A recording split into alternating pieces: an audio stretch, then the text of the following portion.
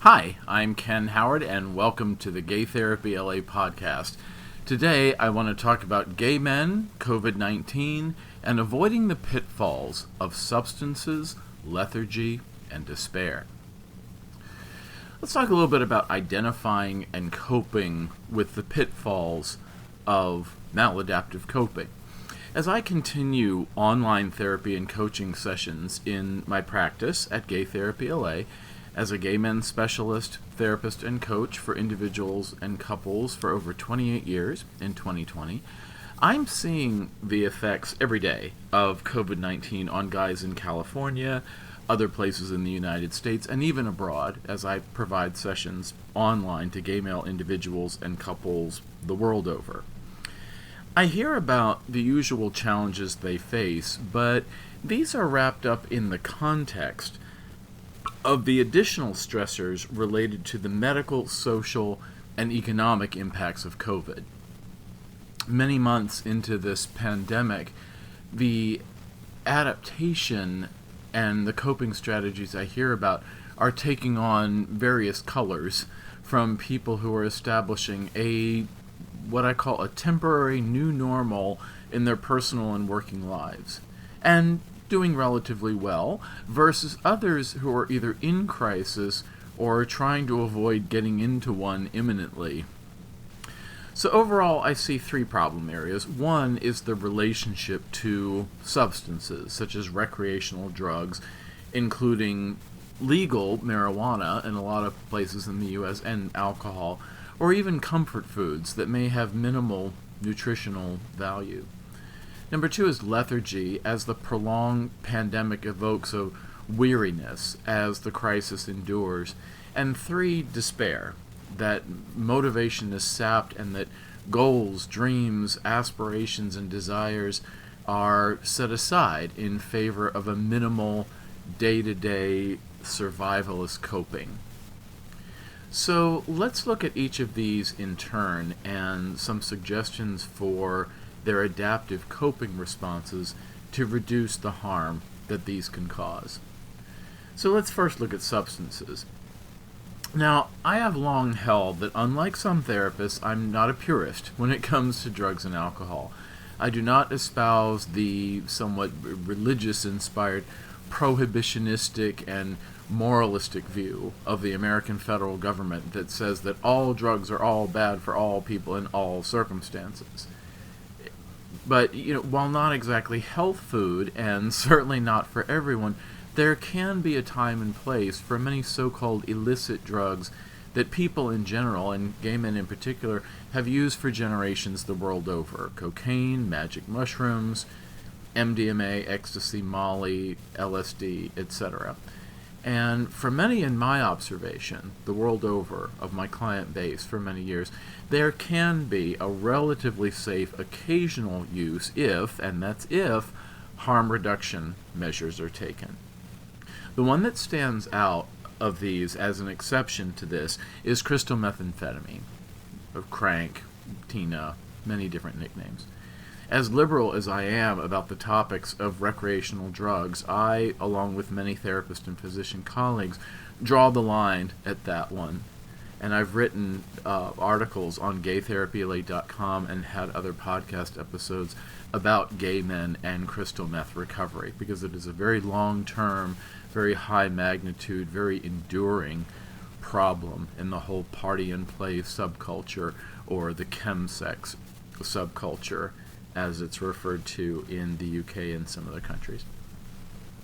So I can honestly say, in all these years, 28 years of practice, I've really never seen casual use of crystal meth be anywhere near benevolent. It's in a class by itself, and it's sometimes awe-inspiring of how destructive it can be. And that's coming from somebody who sees the other things as not necessarily all that harmful.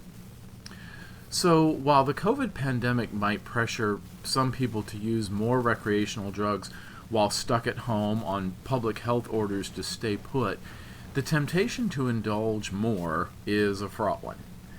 Over-drinking is tough on the body, and it's associated with lower functioning, poor work, low-quality sleep, weight gain, and detriment to your mood. despite all the wine jokes and the memes about 2020. Same thing with smoking too much pot or any of the others. So some important questions to ask yourself about the role of substances during COVID can include these. There's 7. Let's go through them. Number 1, am I using more recreational drugs, including alcohol, at this time? Number 2, if so, by how much? What kind of a change are we looking at? Number 3, what is the effect of doing this? Does doing it really make me feel better? In the short term, in the long term, or both? Number 4, where am I getting my supply? Am I testing any powder substances, especially like cocaine, Molly, or MDMA, or crystal meth, with chemical strips to ensure that they haven't been adulterated with the possibly lethal fentanyl? This has been a problem in Los Angeles in recent years, including some fatalities where drugs have been adulterated with fentanyl and there have been deaths from overdoses. It's a very sad situation, and some organizations, like locally to Los Angeles, APLA Health, for example, gives out fentanyl testing strips for free, and I think so does the city of West Hollywood. There would be ways to research that, and depending on where you live, you might be able to get access even online to fentanyl test strips to make sure that your cocaine is really cocaine, your MDMA is really MDMA, and that your crystal meth, that all these are free from fentanyl, because the others aren't exactly health food, but fentanyl is particularly dangerous. Number 5, who am I using with? What kind of a social context is this in? Is it enhancing, or is it distracting or detracting from my social relationships? Number 6, are there any alternatives, again, the harm reduction model, that would provide a sense of distraction or relaxation or amusement in the same way that the substances do? Could I do a new hobby? Would cooking or reading or watching things on Netflix, or could there be other recreational activities to do that are alternatives that would provide a sense of amusement during this tough time? Number 7, how does this current use relate to my own history of use? Am I relapsing to a previously bad place in relation to the substances? Does this feel familiar? Did I used to have a problem with the substance and now I do again because I'm responding to the pressures of this COVID era? All these things are things to ask yourself if you have a relatively recreational or casual use to substances. But for guys who are already in recovery, they're being clean and sober, think about how the current COVID pandemic might be a stressor that could pave the way to relapse. I'm working with several guys on this now who've been in recovery for a while, but COVID adds a new layer of stress that makes things more difficult to maintain sobriety. So number 1, am I connected to peers in 12-step programs or 12-step alternative programs like Smart Recovery online? Do I have a support system for this? Number 2, do I have support from an AA sponsor to discuss how the COVID era is stressing me, specifically as an individual as opposed to society at large, in the context of that program? A lot of times what I do as a therapist and as a coach works in tandem to a colleague who is a sponsor for someone, and somebody will talk to me about what they're working on with their sponsor and what they're working on in therapy with me, and those are form 2 points of support to help prop up that client during stressful times. Me from a psychological and personal positive psychology standpoint usually, and the sponsor from a program standpoint and maybe a spiritual standpoint. Number 3, am I connected to therapy groups or individual therapy to discuss the cognitive behavioral aspects of identifying and responding to triggering emotional states, and then identifying alternative behaviors? What do other people do? If somebody in recovery would be vulnerable to reaching for the drug and relapsing when they're triggered in a strong emotional state, what do the normies do? What do the people do who don't have a relationship to that drug? How do they deal with challenging emotional states? And you want to emulate those kinds of behaviors. Number 4, what are my triggering emotional states, that make me vulnerable to relapse or to overuse? Is it fear of becoming sick myself with COVID or dying? Is it fear of losing my job? Is it fear of losing important social relationships by not being able to see people socially? Is it despairing that the pandemic will never end? Is it losing a sense of purpose on why maintaining sobriety is important? Are you getting into the hell with it, why bother state of mind? The world's coming to an end with a global plague. What point does this staying sober make? What are the people, places, and things related to the COVID pandemic that become triggers for me? Is it the loss of social relationships, like seeing my 12-step colleagues at meetings? Is it not being able to meet inside meeting rooms? Is it the lack of group fellowship, like going out for coffee after a meeting, to a coffee house or a restaurant that's open? Is it the sense of confinement that I feel with local stay-at-home orders from public health officials? A big part of substance abuse that's been written about is isolation. And then the opposite of that, a big part of recovery, is the idea of interpersonal connectedness. That's really at the core of 12-Step with Bill W., is the idea of I'm going through something and I find someone else who's also going through it. 2 people can have an AA meeting together. It's myself and another person. Number 6, do I have existential challenges, such as why am I struggling to live a sober life if a sober life means this crap of lockdowns and death and all kinds of social chaos? And we have to find our reason for staying sober, even in the context of bad times. So like many things in the approach to substances, critical thinking is our friend. We want to step back and examine how we are feeling, what we are doing in response to those feelings, how we are getting support for the more negative feelings, boredom, fear, restlessness, anxiety, frustration, and how we are putting ourselves healthily first by attending to our own emotional and physical self-care. Remember the airlines, put your mask on first, then help others with theirs, because if you can't breathe and you faint and you're lying all over the aisle, you're not helping anybody. You have to be able to breathe first, and then you help others with their mask if you need to. So if you find a gap between how things are and how you would like them to be, which is a big theme in my practice, is helping people close that gap, think about the kinds of resources that you need that would help close the gap. Instead of drinking a lot more, could you reach out and do online peer contacts, using Zoom or FaceTime or whatever your local webcam resource is? Instead of zoning out and thinking less, could you think more by embarking on a creative project that keeps your attention, such as writing that novel or having a streaming Blu-ray film festival in your own house that's all based on all the films of your favorite actor or your favorite director or your favorite genre?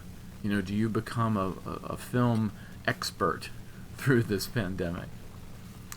Or do you binge watch television and really become a pop culture expert because you have extra time to just sit and watch lots of material? If you find yourself with extra time, that is a resource just like the other big resources of energy and money. I talk about that in my book, in Self-Empowerment, Have the Life You Want, to spend your resources of time, energy, and money according to your values, priorities, and goals. So think about how you would like to spend that resource of newfound time according to your own values, priorities, and goals. Think about what does health mean to you. How can the stressors or the risk factors for your health, staying home and eating more junk food, be mitigated so that you come out of this pandemic healthier than when it started? Some of my clients are doing this. One of them that I work with, you know who you are, runs 5 miles every morning at middle age. And at middle age, he has the best blood pressure, body mass index, body fat percentage, resting heart rate, complexion, flexibility, cholesterol level, and physique shape of his entire life. And all that was according to his annual physical recently. So some people are really thriving in this. Another one works out with a trainer in an outdoor gym 4 times a week and is developing a really strong and healthy and impressive physique as an amateur bodybuilder. So it is possible to emerge from all this healthier than when you went in, even though most people wouldn't necessarily think that way. But you want to think outside the box of where most people are vulnerable to thinking these days. You want to beat the odds, kind of thing. Now, secondly, let's look at lethargy. Now, similar to giving in to overindulging in substances is overindulging in lethargy, being a lazy bum. And this takes various forms, but I've observed how some guys are abandoning any sense of goals that they have for themselves for 2020.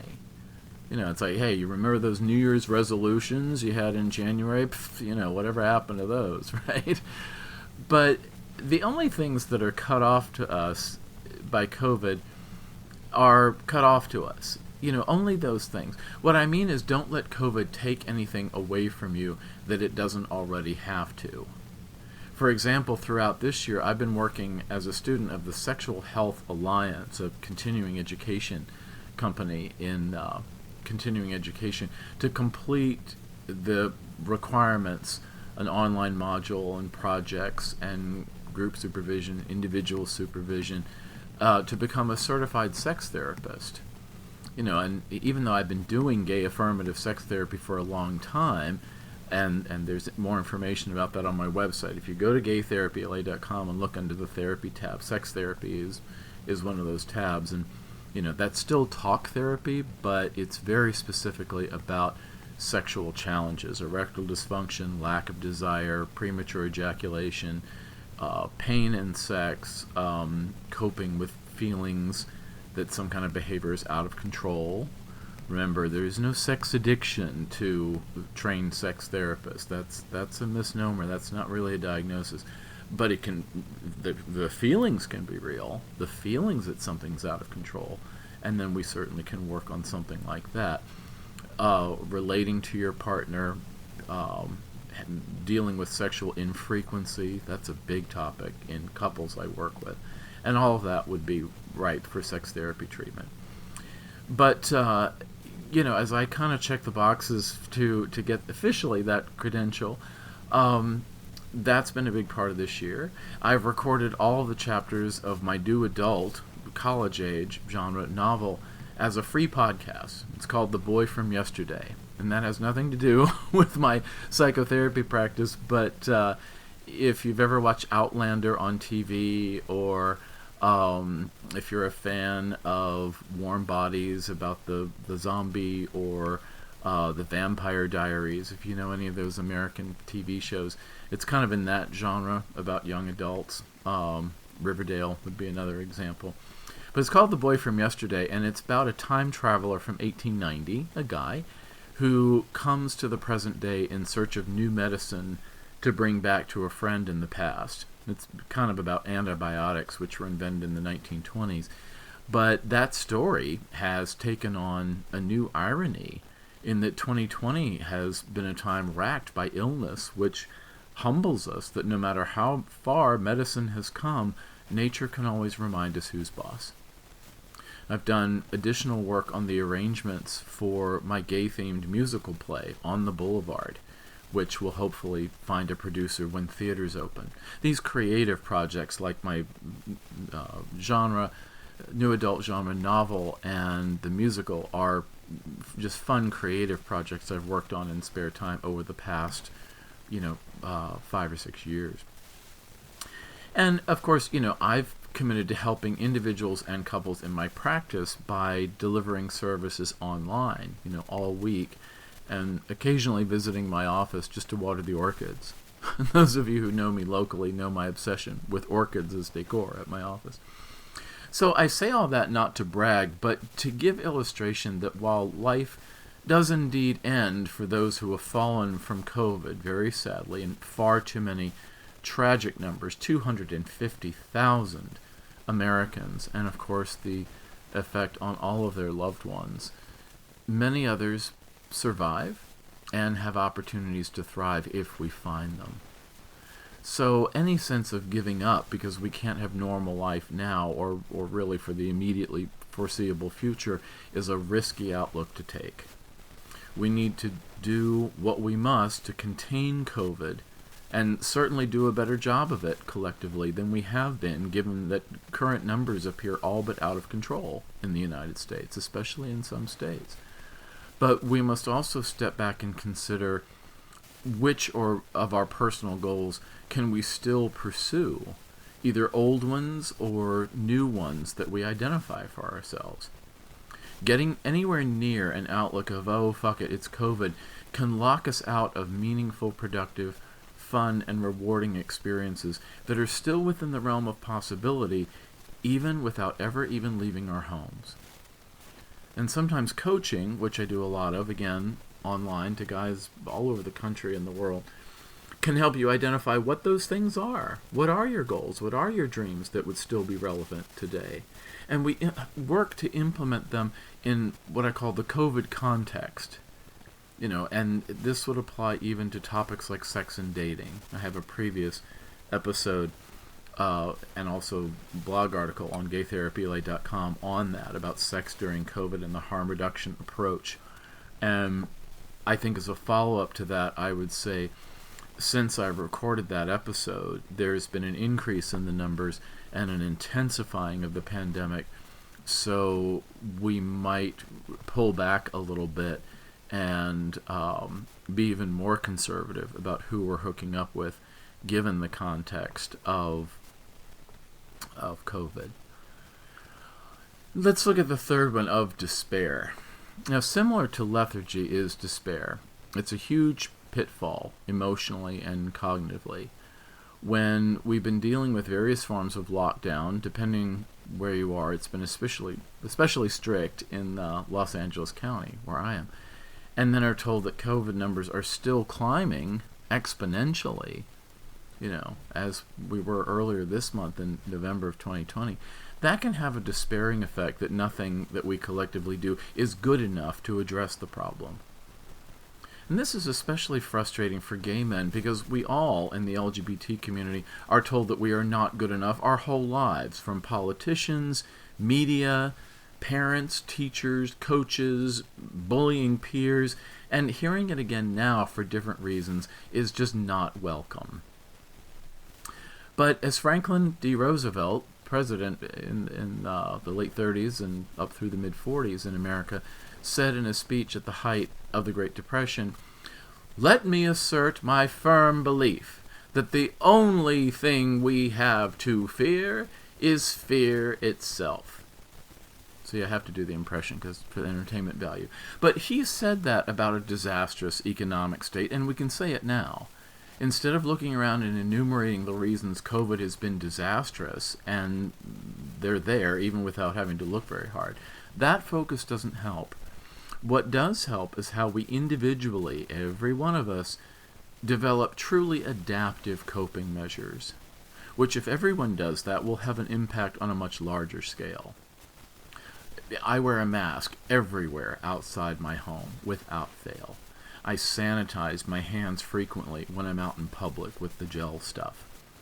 I socially distance while standing in lines at a store or anywhere in public. I avoid indoor close proximity conversations. I avoid even small groups. I wash my hands when I get home. If we all did this, the numbers would go down. If the pharma companies can get the right formula, which increasingly apparently they are, then we will have a vaccine available. And I'll drop what I'm doing and go take it when it's available, probably through my very friendly local pharmacist, Fred. Everybody should have a relationship with their friendly local neighborhood pharmacist. So while there are plenty of chemists, I guess you'd call that right in the UK. I forget this goes to a lot of countries where they don't know what a pharmacist is. I think you'd call it a chemist. But while there are plenty of so-called reasons to despair that overall conditions are shitty and likely to remain so for a while, not much good comes from a despairing outlook. Instead, I'm hopeful that everyone working creatively, and gay men in particular, are stereotypically noted for their creativity, can find new ways of doing things, we'll all be better off. If a new President Biden can put forth a more sound federal government, nationally coordinated response, we'll be better. If Big Pharma, as we call the big pharmaceutical companies, can invent and distribute a reliable, effective, and enduring vaccine, we'll be better. If we can reframe our outlook from the selfish to the mutually supportive on a local, state, national, and global level, we'll be better. There is much more to be hopeful about than to despair about, and that's actually always true. That's an important framework in cognitive therapy that is useful for boosting our mood and our relationships and our functioning. In philosophy, the dark side of pride, not the good kind of pride like LGBT pride celebration, it's about being above possibility, or religious folks would say above God. Whereas despair is being below possibility, or religious folks would say below God's redemption, which to them nothing is with confession and forgiveness. It is the pride of arrogance when right-wing government says, oh, let them die, let's get the economy working again for the profits. And it's the sin of despair to say that any situation is completely hopeless and not worthy of a fight or at least resistance. LGBT people, including gay men, have been the experts throughout history of either fighting back against oppression or at least providing strong resistance by thriving, even if it has to be underground. And this can be even through the mindset that we adopt, even privately in our own heads, but preferably publicly, to motivate and organize others to our cause. Every time we do something in our thoughts and in our behaviors that supports rising to the occasion and coping, instead of giving up in despair, we are embracing adaptive coping strategies that will see us through in the long run. So we want to avoid the maladaptive coping strategies and behaviors that end up doing us more harm than good, like substances and lethargy and despair. One of my favorite inspirational, motivational books to use in my practice is called The Success Principles by Jack Canfield, C-A-N-F-I-E-L-D, Canfield. And in that book, Canfield says that event plus response equals outcome. And this speaks to how our own actions can affect the impact from the things that happen to us. We can't control the event, such as the advent of the global COVID-19 pandemic, but we can control our response to it, and that will give us a better outcome over time. This equation is true for all unfortunate events, such as a job layoff, a relationship breakup, a health challenge, a financial setback, a business mishap, having a mental illness, experiencing a natural disaster, all of those. And it's always refreshing to know that our adaptive coping response can influence the ultimate outcome, even from an event that we didn't want or anticipate. Let's talk about preparation for the COVID recovery. While in the midst of this COVID pandemic, including the ups and downs of more and less restrictive public policies to contain the prevalence of the disease and related deaths, it's important to consider for the survivors what life beyond COVID will look like. Back during the Great Recession, I wrote an article at GayTherapyLA.com about preparing for the recovery, and it's time to reiterate some of that. We want to position ourselves so that the thoughts, behaviors, and strategies that we take now set us up for success then, when we get there. Even if we don't yet know when the then will be, we do know that it will be. We know it's coming. We know that's in the future for us.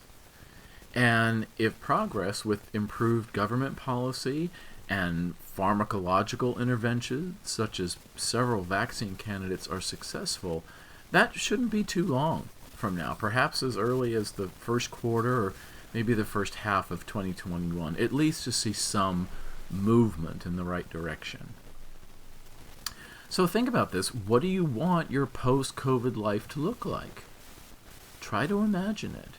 What do you see for yourself about work and your livelihood? What about relationships? What about your social life? What about your health? What about your finances? Now, think about what you can do right now to prepare for that time.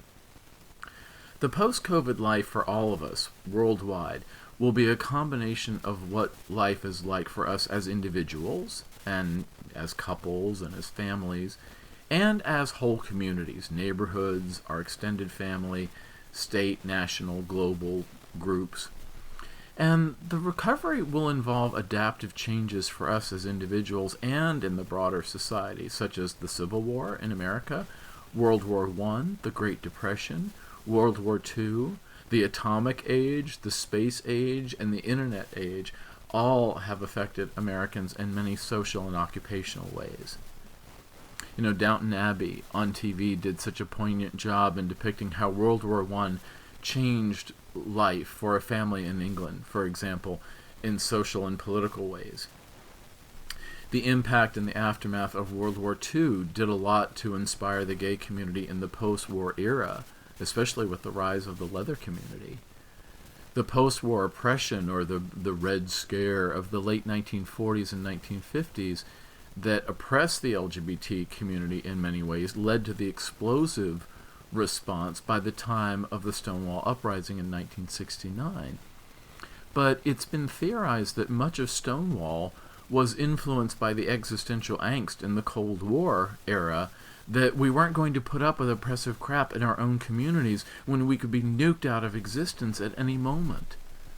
And the American men and women who put their lives on the line for 4 years during World War II weren't about to be told how to live when they saw their buddies blown up on battlefields, or they almost were themselves, or they partially were. And with that much collective sacrifice, these folks wanted the reward of a life with dignity from the country they fought very hard to defend. So one wonders, then, what the long-term social and political effects of the COVID era will be. But they will be something that is at least informed by what's going on right now. My guess is that it will have something to do with the people's expectations from government, and who was there to help, and who left us all to swing in the wind. They say that forewarned is forearmed, and if you can envision the ideal life for you, personally and professionally, for your post-COVID life now, during COVID, then you are setting yourself up for success then.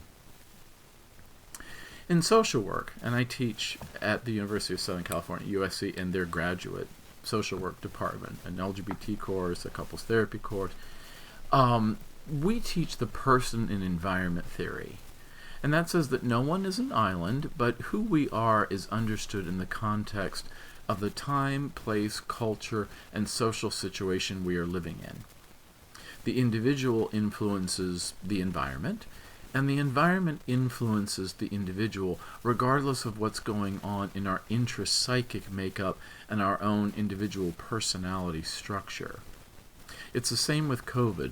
We all have a part to play in containing the pandemic, and our environment imposes on us things like restrictions that individuals must formulate an adaptive coping response to, such as many personal sacrifices and their impact. We can't go to a restaurant, we can't go to a bar, we can't go to the gym. Lately in Los Angeles, we're not supposed to do anything outside the house that isn't absolutely necessary, because the numbers are that bad and they have to be controlled.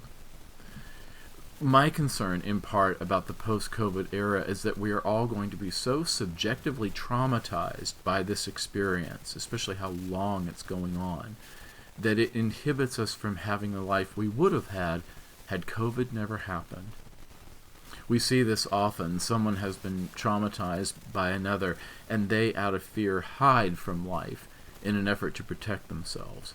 They shrink from the limelight, because if no one can find you, no one can hurt you. So while this is somewhat of an adaptive survival instinct, it can be a high price to pay. People who have been sexually abused, for example, might generally avoid even consensual, pleasurable sexuality in order to feel safe, and yet look at that cost to your humanity, to not have a celebration of your own sexuality as a consenting adult. So let's talk about how to recover from the COVID trauma. In response to trauma, we have to reclaim our right to the life we would have had the trauma never happened. In this way, we don't, as politicians have said, we don't negotiate with terrorists. We don't let the trauma take away any more than it already has. With COVID, we need to double down and recommit to the dreams and goals and aspirations we always had, but perhaps a little wiser about committing to electing politicians that help people instead of corporations, that support science instead of alternative facts, and support working people in communities, not oligarchs with Swiss bank accounts. And maybe we look into the wisdom of our approach to the global treatment of animals in order to prevent zoological transmission of animal diseases into human populations, because we see where that got us. Resilience and reclaiming your life after trauma, however, doesn't mean invalidating the very real feelings of fear, frustration, loss, and sadness we have all endured during this COVID era in some way, but especially those who've lost loved ones or lost jobs and livelihoods.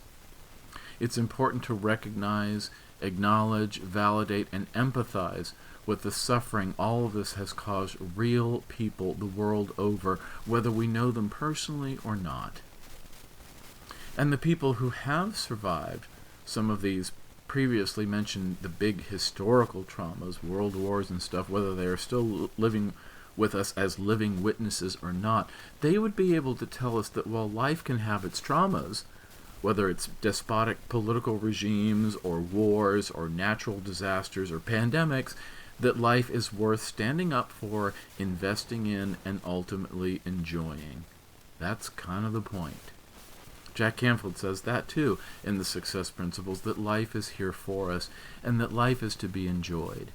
And that's very much contrary to the Puritan idea in America that this life is to be suffered and we get a reward in the next life if we're good boys and girls. A more progressive approach is that no, this life is meant to be enjoyed. And then what does that entail? How can we make that happen? So it takes self-awareness and mindfulness, self-reflection, and careful attention to avoid the pitfalls of easy answers to difficult problems. Substances, lethargy, despair, the kind of the default pitfalls emotionally. But our elders among us know that they endured, and we will too. And so many gay men learned during the AIDS crisis, which so disproportionately affected us, that Mother Nature has a way of reminding us who's boss and humbling us that despite inventions and technology and gadgets and new toys and all the miracles of the modern age being invented every day, people still live in communion with other people, other animals, and all of nature's kingdom. If COVID teaches us anything, it's that. And we would be wise to keep that in mind long after the sting of the current all-too-real hardships are resigned to history. So, if you would like support for strengthening your own adaptive coping in this challenging COVID era, or any time, or help with your relationship, career, or any other personal issue, please reach out for help. You can call or text me in the United States at 310-339-5778. It's 310-339-5778. Or email ken@GayTherapyLA.com for more information or to schedule an online appointment. So, keep well, thanks, and I'll see you next time.